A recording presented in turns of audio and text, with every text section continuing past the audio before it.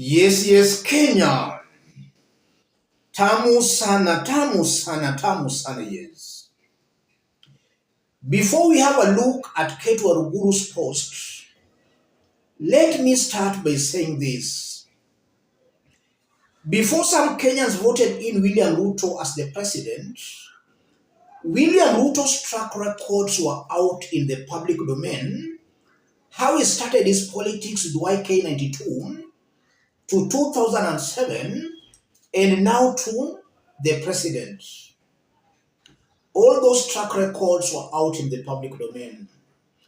And I remember in 2013, when William Ruto had the opportunity of naming half of Ruto's government into the cabinet, he only named the Kalenjins. And in this forum, I did complain. But Ruto defended himself that he was not the appointing authority. Now, as the president, look at his government. It's basically a two-tribe government, Kikuyus and the Kalenjins. So William Ruto has just perfected what he used to do. We warned Kenyans, they never listened. Right now, some Kenyans are talking of Rigathi Gachagua. Rigathi Gachagua's track records are out in the public domain. How he was sacked in Moi's government for mismanaging of relief food. These are all things in the public domain. Rigathi was sacked for mismanaging of relief food.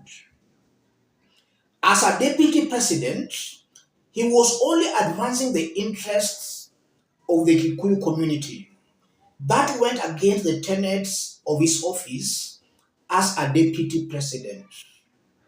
We also remember very well how Rigathi was very brutal, how he used to wake up very early in the morning, going to his office, going to direct the Kenya police on how it was to deal with opposition protesters. That was in 2023. Our police service should and must be independent. It should not be directed by politicians. Rigathi directed the Kenya police on how it was to deal with the innocent protesters. And we know how the Kenya police was very brutal. That's Rigathi Gachagua for you. It's very unfortunate that now after being impeached, Rigathi is now pretending that he cares about Kenyans. And some Kenyans are sympathetic to him. Before you vote in a leader, look at a leader's track record. Don't assume. If the leader has been bad, even if you give him a higher office, in fact, that higher office will make that leader even worse off. So Kenyans have to be very careful before voting in these leaders. I'm of a very strong opinion, and I repeat, Rigathi is not fit holding a public office. Any leader angling to work with Rigathi Gachagua is also not fit holding any public office. Birds of the same feathers flock together. So we must reject Rigathi Gachagua in totality. And if I was to make a comparison between William Ruto and Rigathi Gachagua, as much as William Ruto is bad, he is 1,000 times better than Rigathi Gachagua. Kenyans must be warned. Let's have a look at a post shared out by Kate Waruguru. Kate Waruguru is a staunch Rigathi Gachagua's ally. And when she speaks, I know she's speaking something she knows will not anger Rigathi Gachagua.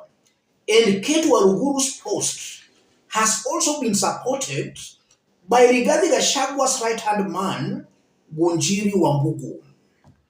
Let's have a look at the post.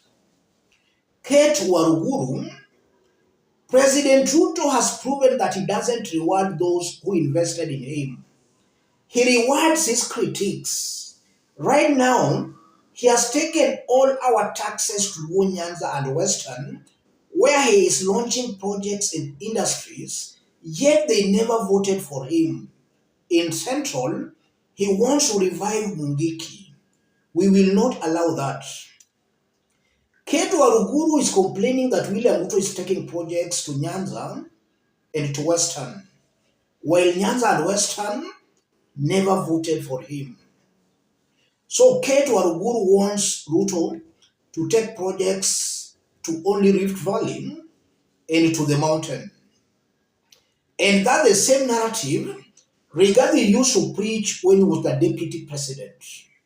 Kate Waruguru is a strong supporter of Rigathi Gachagua. So she's just voicing what Rigathi Gachagua approves of. And those sentiments by Kate Waruguru have also been supported by Ngunjiri Wambugu. Ngunjiri Wambugu, I have seen people attacking my good friend Honorable Kate Waruguru for saying that Ruto is taking development to parts of the country that didn't support or vote for him. They argue that development is the right of every Kenyan, whatever his voting preferences. If that's the case, why are all these Ruto MPs from Mount Kenya telling us how we must love and support Ruto so we get development from government? In a nutshell, Ngunjiri Wambugu is just supporting Kate Waruguru's sentiments that development should only be taken to areas that voted for Ruto. We know that all Kenyans are paying taxes, and development projects are as a result of the taxes Kenyans are paying.